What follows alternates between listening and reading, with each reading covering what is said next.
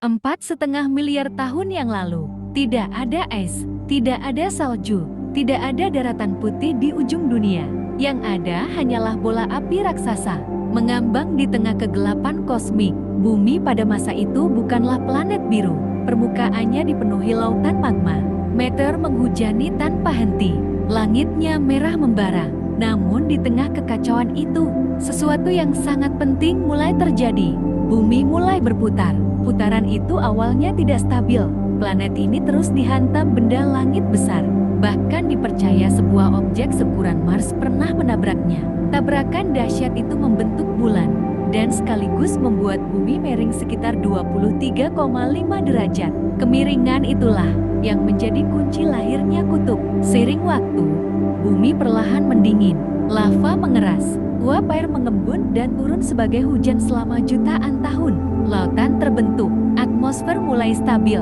Namun karena bumi berputar pada porosnya, ada dua titik yang selalu berada di ujung sumbu rotasi itu.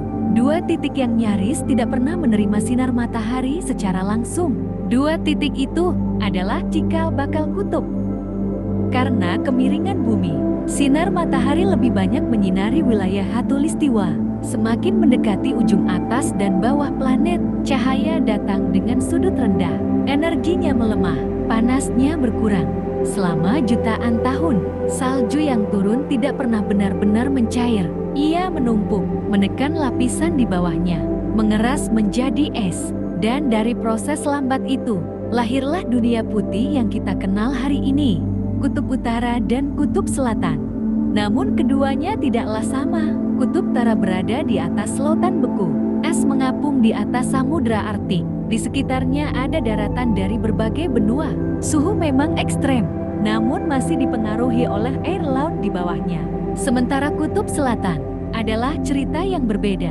Di sana terbentang sebuah benua besar yang terkubur es, Antartika. Lapisan esnya bisa mencapai ketebalan lebih dari 4 km. Bayangkan, gunung tertutup oleh gunung es karena berada di atas daratan tinggi dan jauh dari pengaruh lautan hangat. Kutub Selatan menjadi tempat terdingin di bumi. Suhu pernah tercatat mendekati minus 90 derajat Celcius. Namun kutub bukan hanya tentang suhu dingin.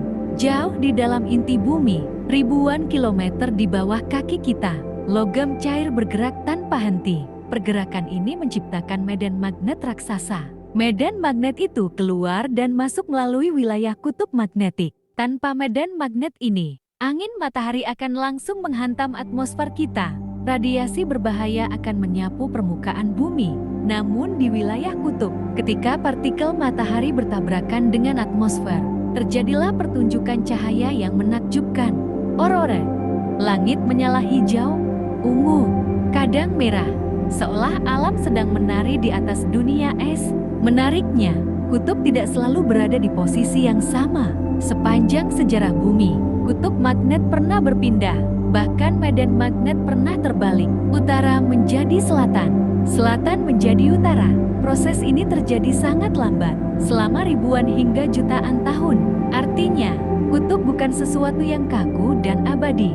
Ia dinamis, ia hidup bersama planet ini. Dan kini, di zaman manusia modern, kutub kembali berubah. Namun kali ini bukan karena proses alami semata. Suhu global meningkat, es di kutub utara mencair lebih cepat dari sebelumnya.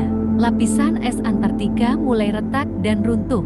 Jika seluruh es di kutub mencair, permukaan laut dunia bisa naik puluhan meter. Kota-kota pesisir akan tenggelam. Garis pantai berubah, iklim global terguncang. Kutub yang dulu terbentuk perlahan selama jutaan tahun, kini menghadapi perubahan dalam hitungan abad. Ironisnya, kutub yang lahir dari keseimbangan kosmik, rotasi, kemiringan, pendinginan, dan medan magnet, kini bergantung pada keputusan makhluk kecil bernama manusia. Dari bola api, menjadi dunia es.